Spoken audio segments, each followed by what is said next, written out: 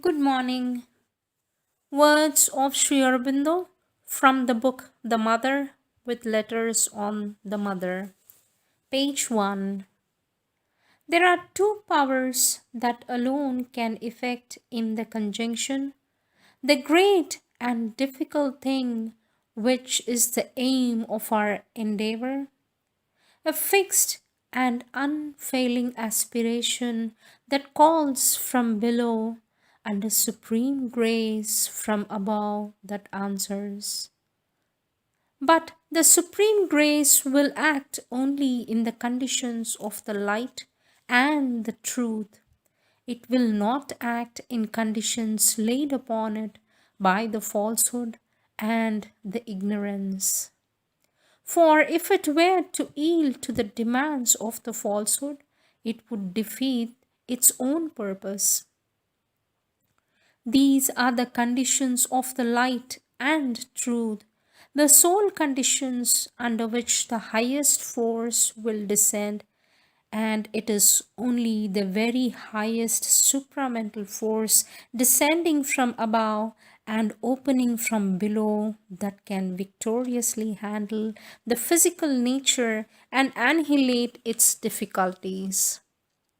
There must be a total and sincere surrender. There must be an exclusive self opening to the divine power. There must be a constant and integral choice of the truth that is descending, a constant and integral rejection of the falsehood of the mental, vital, and physical powers and appearances that still rule the earth nature.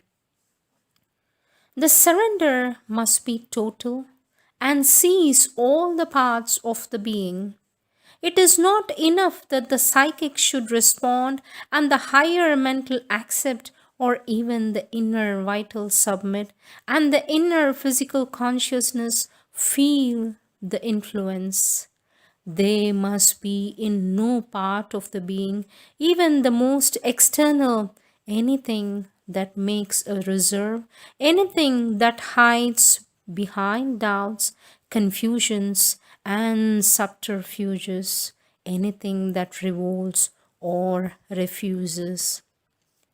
If part of the being surrenders, but another part reserves itself, follows its own way, or makes its own conditions, then each time that happens, you are yourself pushing the divine grace away from you.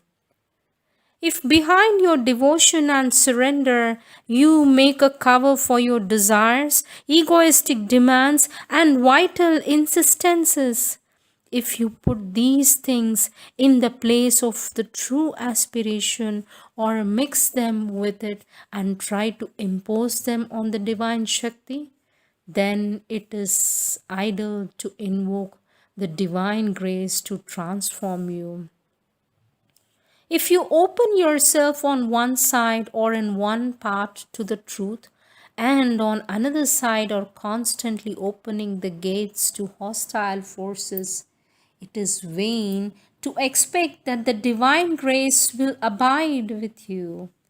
You must keep the temple clean if you wish to install there the living presence.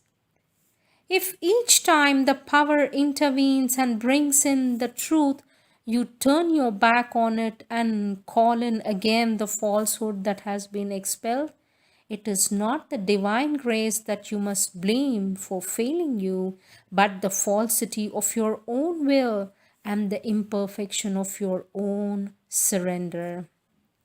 If you call for the truth and yet something in you chooses what is false, ignorant, and undivine, or simply is unwilling to reject it altogether, then always you will be open to attack and the grace will recede from you. Detect first what is false or obscure in you and persistently reject it. Then alone can you rightly call for the divine power to transform you. Do not imagine that truth and falsehood, light and darkness, Surrender and selfishness can be allowed to dwell together in the house consecrated to the divine. The transformation must be integral, and integral, therefore, the rejection of all that withstands it. Reject the false notion that the divine power will do and is bound to do everything for you at your demand, and even though you do not satisfy the conditions laid down by the Supreme. Make your surrender true and complete, then only will all else be done for you. Reject too the false and indolent expectation that the divine power will do even the surrender for you. The Supreme demands your surrender to her but does not impose it. You are free at every moment till the irrevocable transformation comes to deny and to reject the divine or to recall your self giving. If you are willing to suffer the spiritual consequence, your surrender must be self made and free. It must be the surrender of a living being, not of an inert automation or a mechanical tool. An inert passivity is constantly confused with the real surrender. But out of an inert passivity, nothing true and powerful can come. It is the inert passivity of physical nature that leaves it at the mercy of every obscure or undivine influence. A glad and strong and helpful submission is demanded to the working of the divine force, the obedience of the illumined disciple of the truth, of the inner warrior who fights against obscurity and falsehood, of the faithful servant of the divine.